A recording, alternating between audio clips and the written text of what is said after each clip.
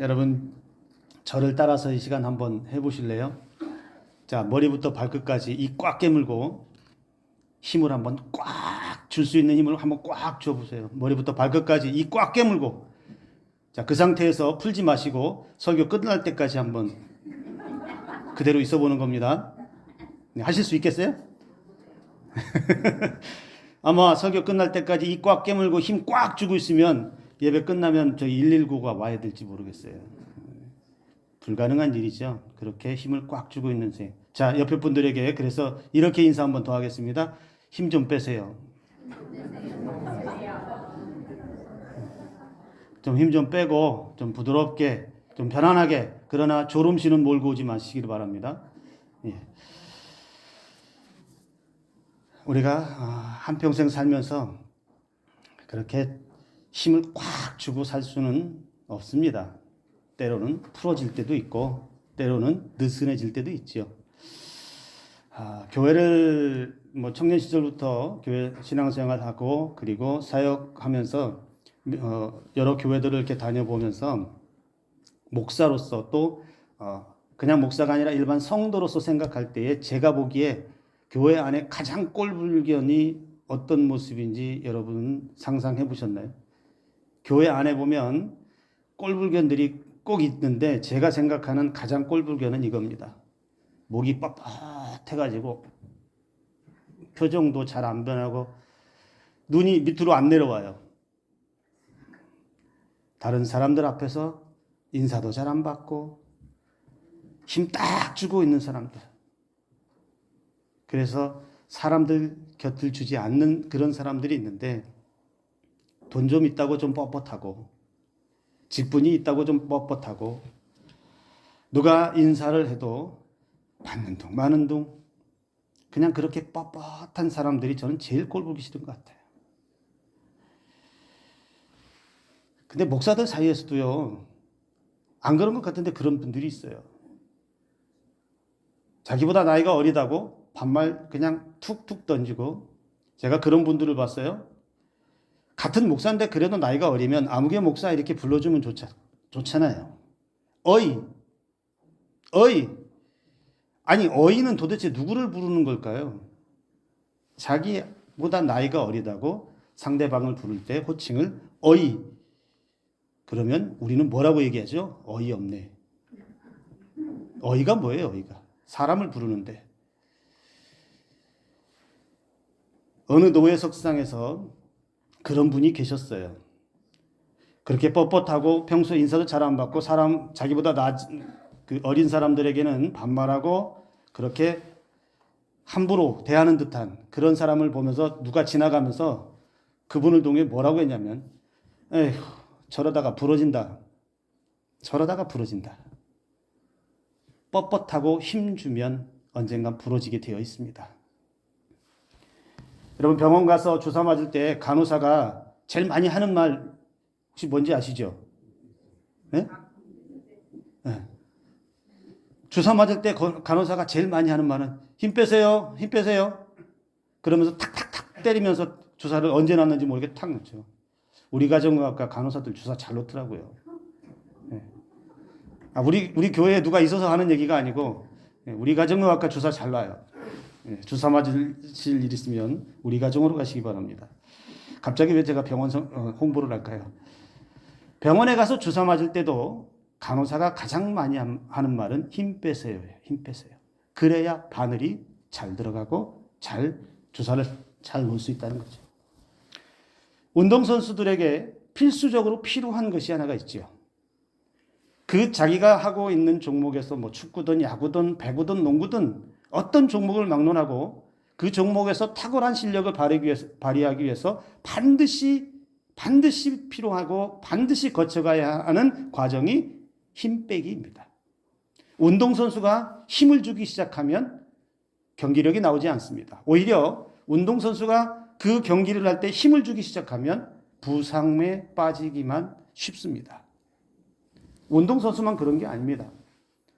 여러분 사람이 물에 빠졌을 때도 수중 구조사는 사람이 물에 빠져서 허우적거리면 바로 들어가지 않습니다. 왜 안 들어갈까요?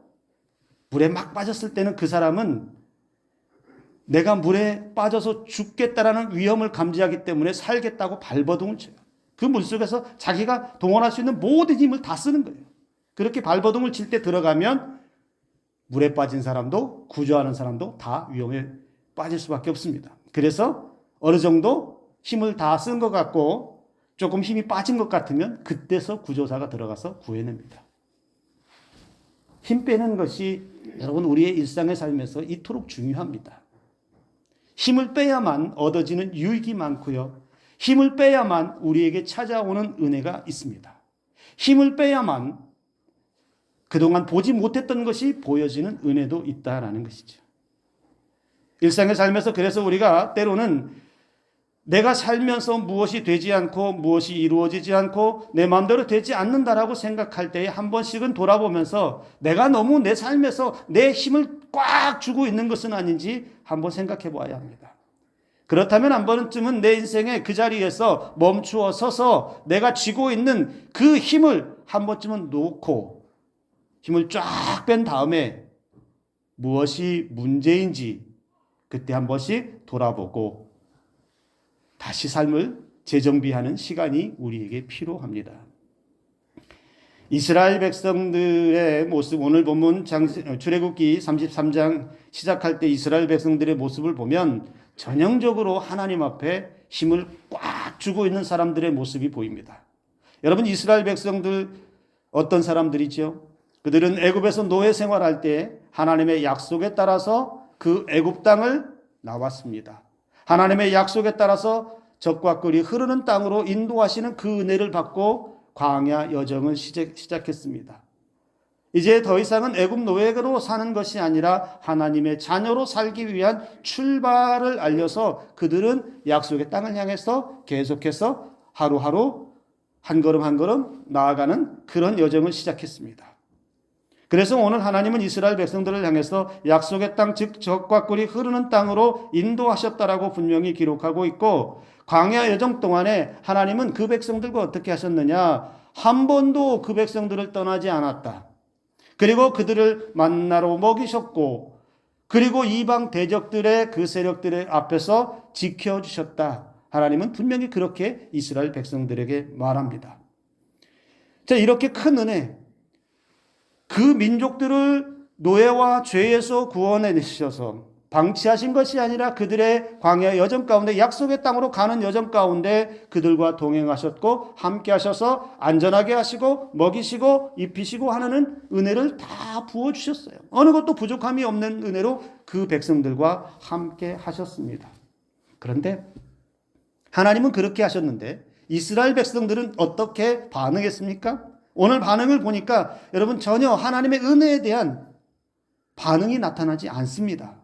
이스라엘 백성들이 하나님께 보인 반응은 조금 삶이 불편해지거나 조금 어려워지거나 조금 답답해지거나 조금 문제가 생기면 하나님을 향해서 우리가 잘 알고 있는 것처럼 원망하고 불평하고 자기 삶에 만족함이 없어서 자꾸 하나님과 이스라엘 지도자였던 모세와 아론을 향해서 거침없이 막말을 쏟아내었던 민족이 이스라엘 백성이었습니다. 출애굽기 32장에 무슨 사건이 하나가 등장을 했냐면 바로 금송아지 사건이 등장을 했습니다. 그들이 자기들을 지켜줄, 자기들을 도와줄 신을 금송아지로 만들어서 이것이 우리를 인도해낸 신이다라고 그렇게 하면서 금송아지를 숭배하는 사건이 출애굽기 32장에 나타났어요. 그것으로 하나님께서 진노하셨어요. 그 다음에 33장의 이야기가 펼쳐지면서 그 백성들에게 하신 말씀이 오늘 본문의 말씀이에요. 매일같이 그렇게 하나님께서 은혜로 먹이시고 지켜주시고 보호하시고 안전하게 하시고 했음에도 불구하고 이스라엘 백성들은 자신들만의 신을 또 만들어서 그 금송아지를 숭배하는, 즉 하나님의 은혜에, 하나님의 구원에 정면으로 배신하는, 하나님의 구원함에 정면으로 맞서는 악행을 그렇게 저질렀다는 거예요. 하나님께서 조상 때부터 약속하신 그 약속은 잊지 않으십니다. 자, 금송아지 숭배 사건으로 인해서 하나님이 진노하셨어요? 탄식하셨어요? 그런데 하나님은 그래, 너희들이 이렇게 나를 배신했지만 그러나 내가 너희들 조상 때에 약속한 것은 내가 잊지 않았다. 아브라함 때에, 이삭 때에, 야곱 때에 하셨던 그 약속은 내가 지켜주마.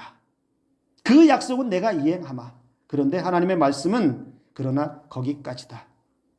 거기까지다. 즉 젖과 꿀이 흐르는 가나안 땅에 들어가는 것까지다.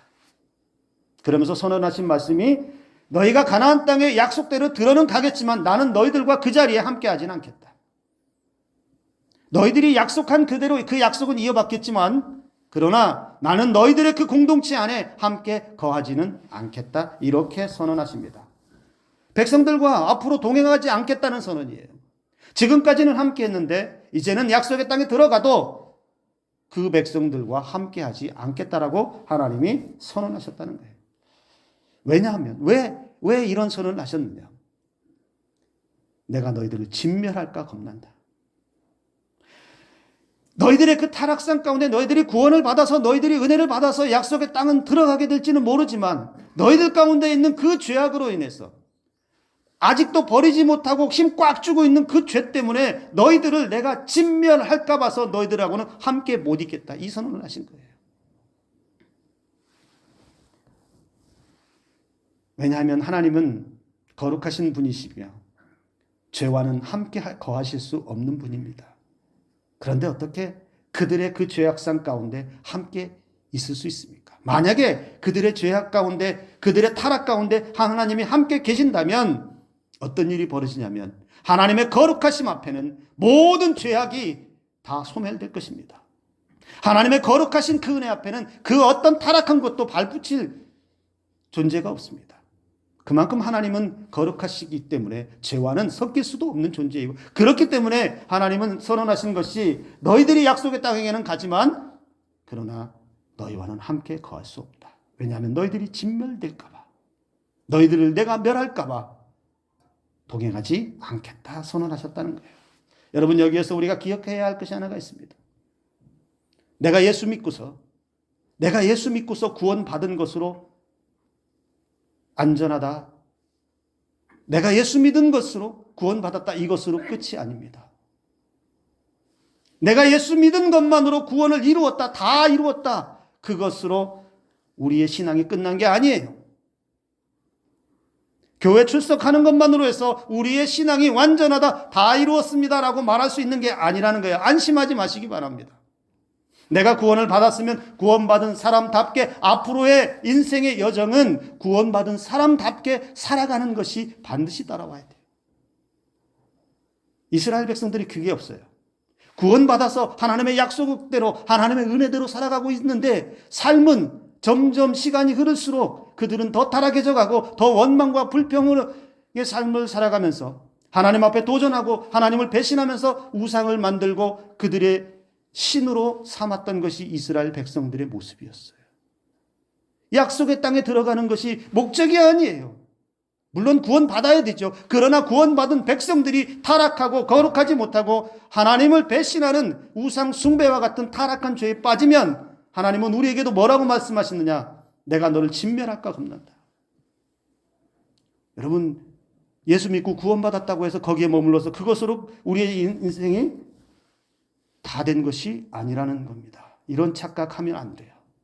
내가 구원받았다면 이 시간 이후에 내 삶은 구원받은 하나님의 자녀다운 삶이 계속 진행되어야 해요.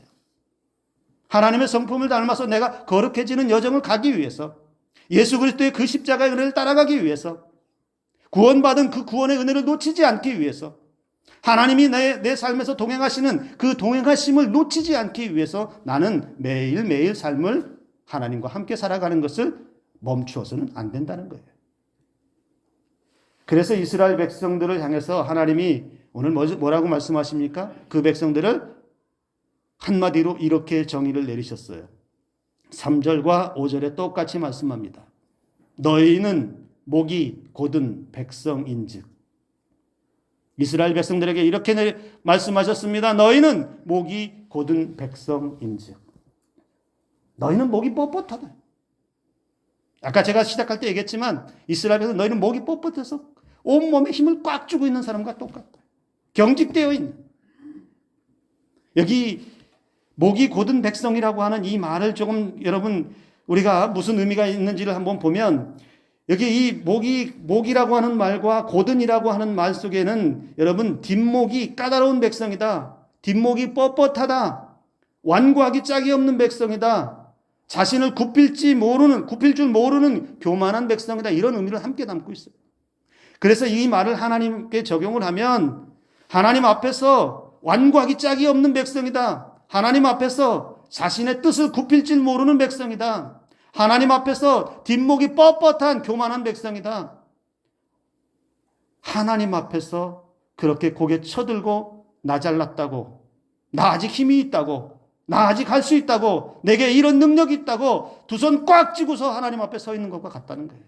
그런데 하나님은 그 백성을 향해 너 참 목이 뻣뻣하구나. 너 참 목이 고닫구나.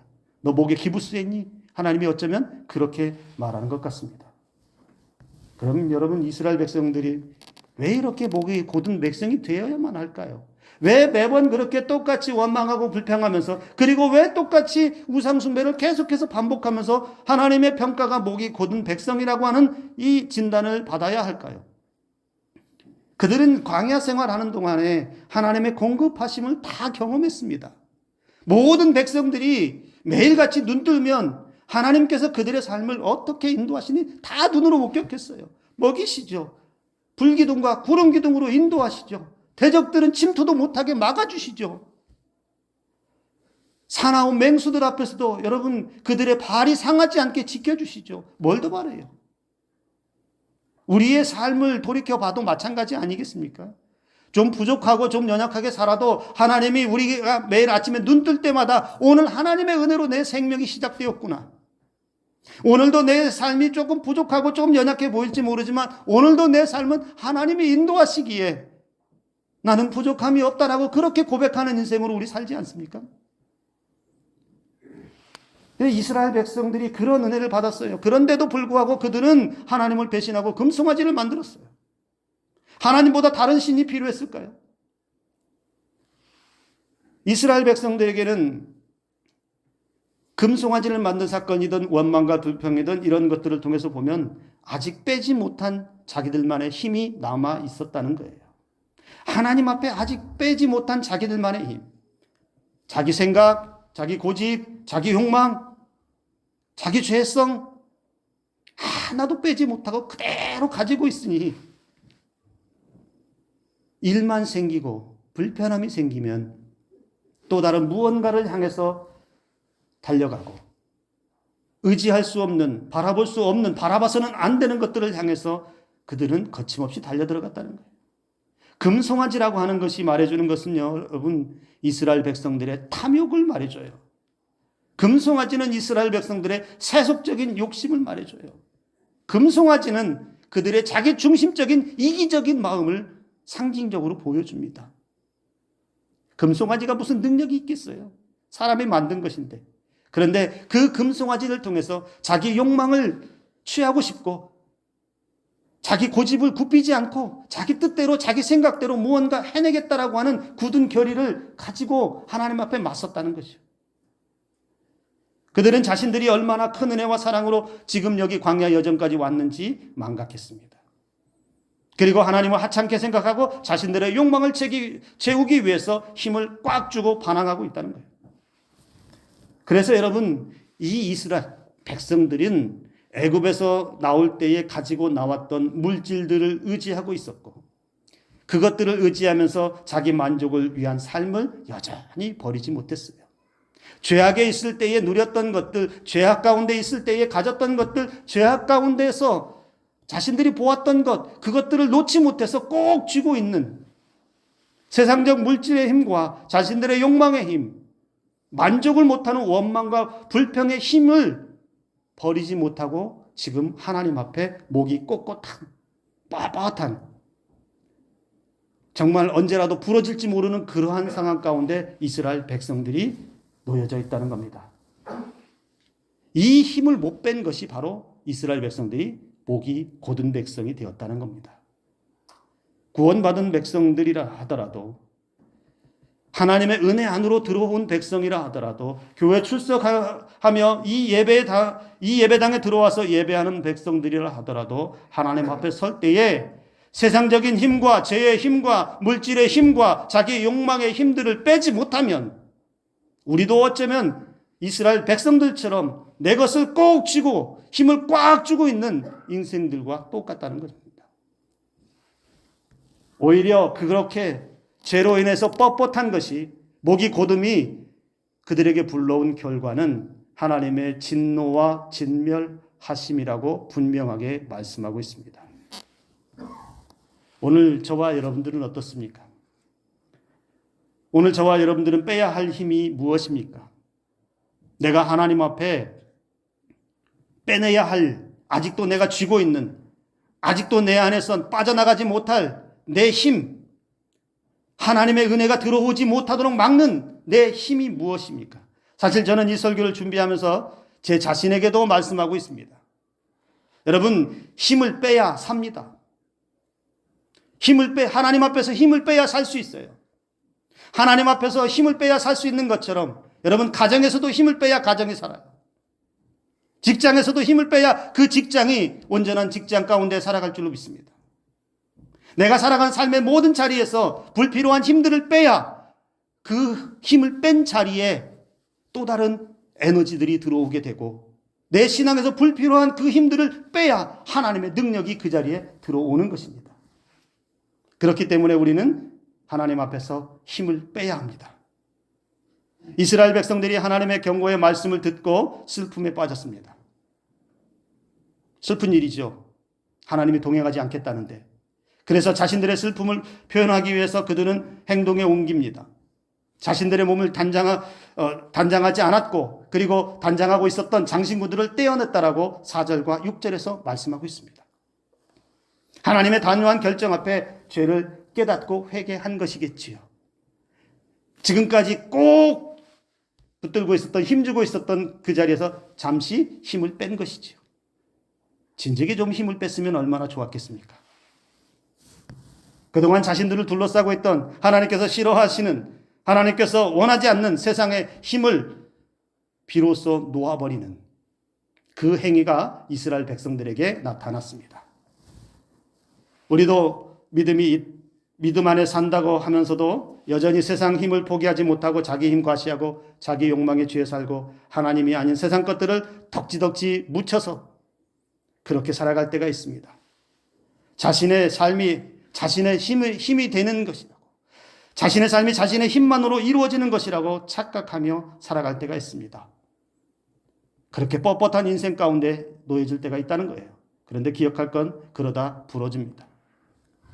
여러분, 내 힘 빼고 하나님 앞에 고개 숙일 수 있을 때가 은혜인 줄을 믿으시기 바랍니다.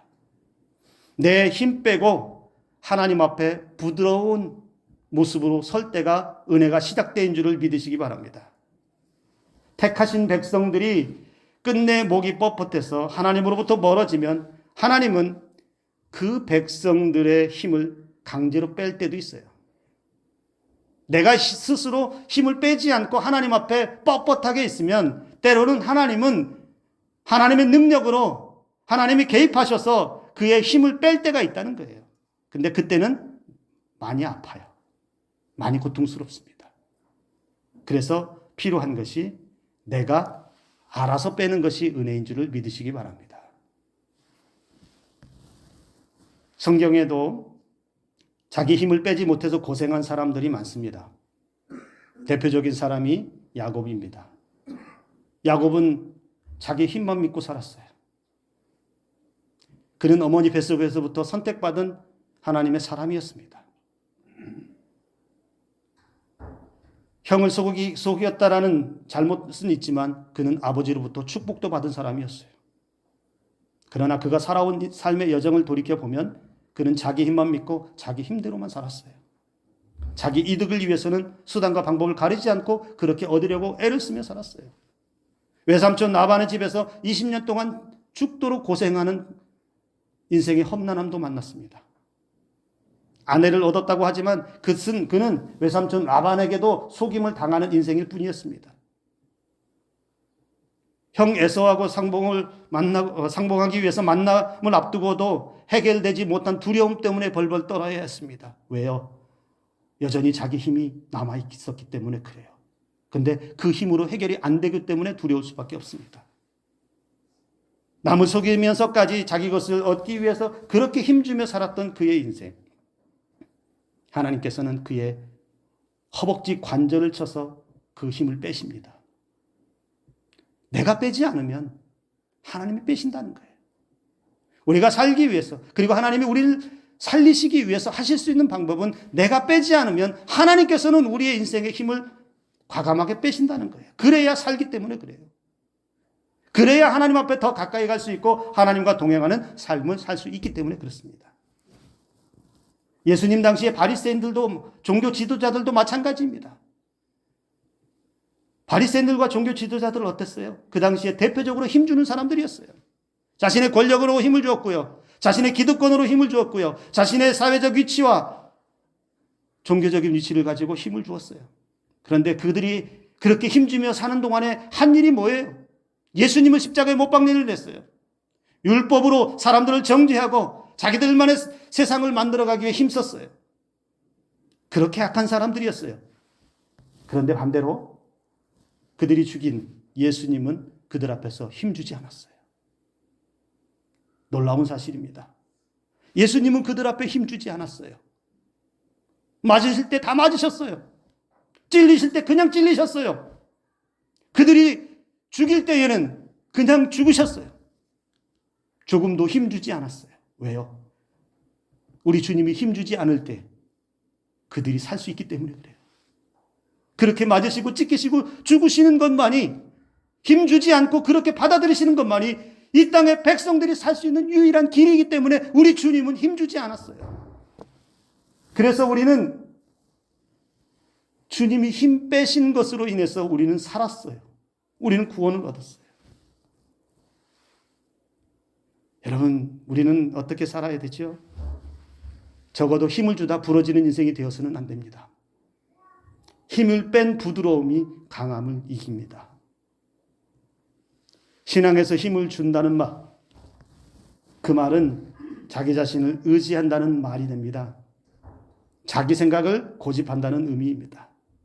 지금까지 내가 살아온 내 마음대로 살았던 그 삶을 포기하지 못해서 여전히 그것 붙잡고 있는 것을 말합니다. 여전히 하나님께로 돌이키고 하나님께 나와야 하는데 고집 피우고 나오지 않고 그 자리에서 아니 나는 이 세상에 아직도 버릴 것이 없어서 버리기 힘들어서 놓지 못해서 내가 세상 가운데서 얻고 싶은 이것을 놓지 못해서 꽉 쥐고 있는 것 때문에 힘주고 있는 것, 그것이 신앙에서 힘주고 있다는 겁니다. 근데 여러분, 이렇게 꾹 쥐고 있는, 세상 가운데 꾹 쥐고 있는 이 힘을 한번 빼고 놓아보십시오. 내 몸이 가벼워질 것입니다. 그리고 힘을 빼는 그 순간부터 내가 힘이 없을 것 같고 내가 다 잃어버린 것 같죠? 아니요. 내가 하나님 앞에서 힘을 빼는 순간부터 찾아오는 하나님의 은혜가 있습니다. 힘주고 버티는 사람들이 만나지 못하는 하나님의 도우심이 그때부터 시작됩니다. 내 힘을 빼고 하나님의 은혜를 채우면 세상이 달라지게 될 것입니다. 내 힘을 주고 사는 빡빡한 인생에서 하나님의 은혜로 채워진 삶의 여유를 만나게 될 것입니다. 사랑하는 성도 여러분, 세상은 내 힘으로 사는 게 아니에요. 세상은 내 능력만 가지고 사는 게 아니에요. 그러면 무엇으로 살 수 있을까요? 세상은 하나님께서 내 인생에 힘을 주셔야 살 수 있습니다. 즉, 나는 힘이 없어도, 나는 능력이 없어도 하나님의 힘과 능력이 내 것이 될 때 그 인생이 복된 인생인 줄을 믿으시기 바랍니다. 내가 힘이 없어도 하나님이 힘이 되어주시면 그것이 나의 힘이 되는 것이고, 내가 능력이 없어도 하나님의 능력이 내 삶에, 내 인생 가운데 들어오면 그것이 내 능력이 되는 것입니다.